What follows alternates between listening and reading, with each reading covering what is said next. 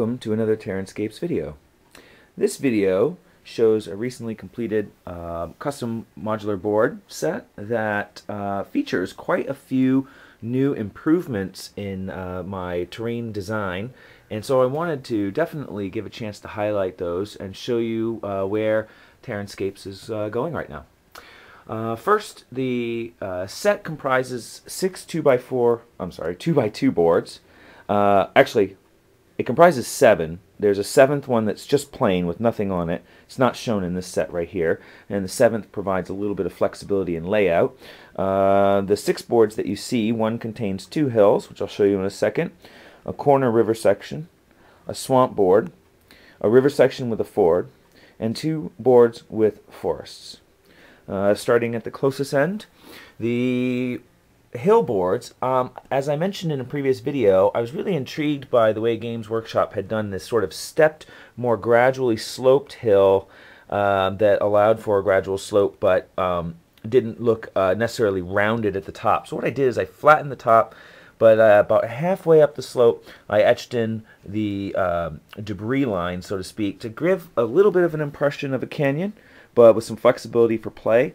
The actual rubble is not particularly high as the cliffs that I've done before. This is of course, about a ½ an inch deep.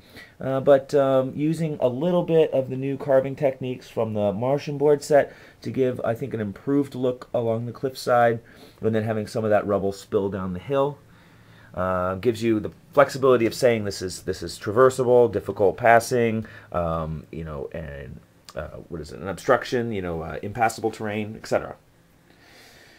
The other new feature, which I think the lighting kind of captures here pretty well, is the new water technique. Now, I'm not sure yet whether I'm going to be implementing this water technique on all of my rivers and ponds, primarily because it was quite a bit labor intensive the way I did this, and I don't want to raise the prices on those too much.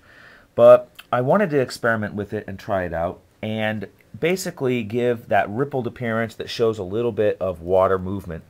And there's some materials that I haven't tried to do this effect that may make it easier, but overall though I would say it came out very nicely and is somewhere where I'd really like to start taking water and improving its overall look. So keep an eye out for future water developments from Terranscapes. I think this is some of the best looking water that I've done. The customer requested a muddy terrain, muddy waterway, and what I did is, this has several layers on it, so it gives a nice illusion of depth and it kind of murkies out to the bottom.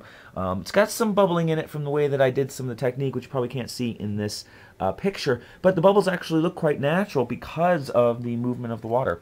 And I think this sets a new standard for water from Terranscapes. This also gave me some ability to do a little bit of motion around the ford.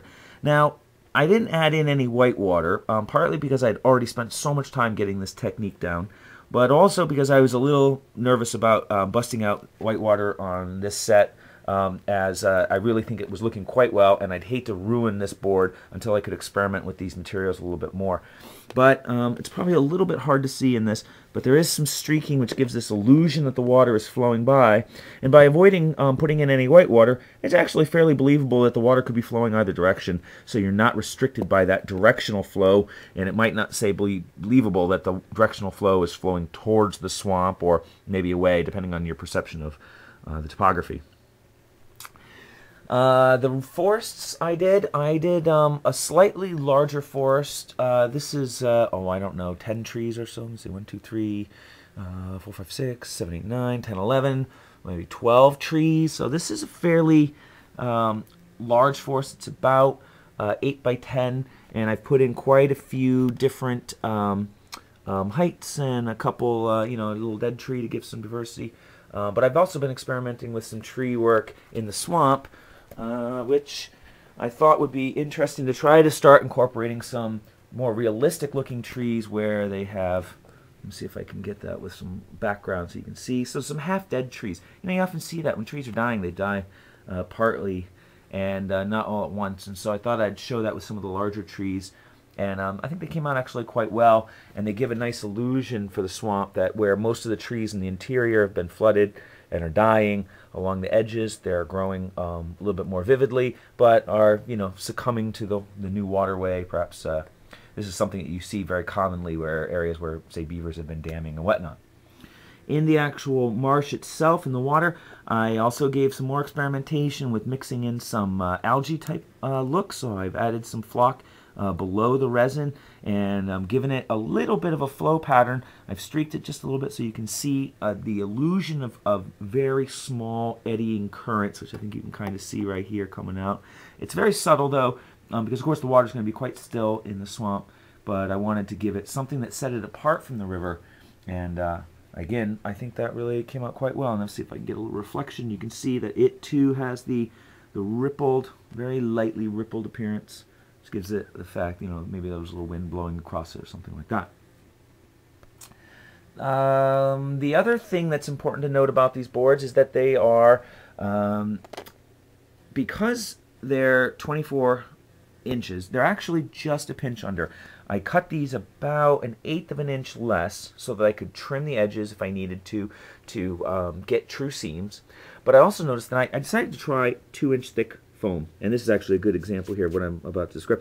The 2-inch thick foam that is sold in the hardware stores is really not consistent in its thickness. It varied by as much as 1/4 of an inch. So what I ended up doing is making a template for the side and then sanding all the edges down to that template so that I could get a true flush meeting for most of the edges. They're still not quite perfect, but you know, that's no different than the other foam that I use, in which then you have to put a couple shims under it to bring up some of the corners to make them level.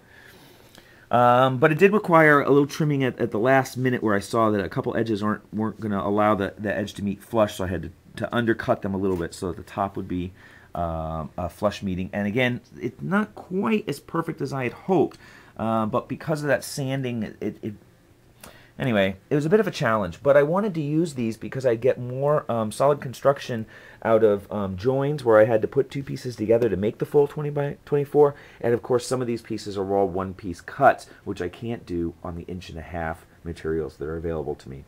So trying a little more experimentation in some materials, which I think produced overall a very good effect.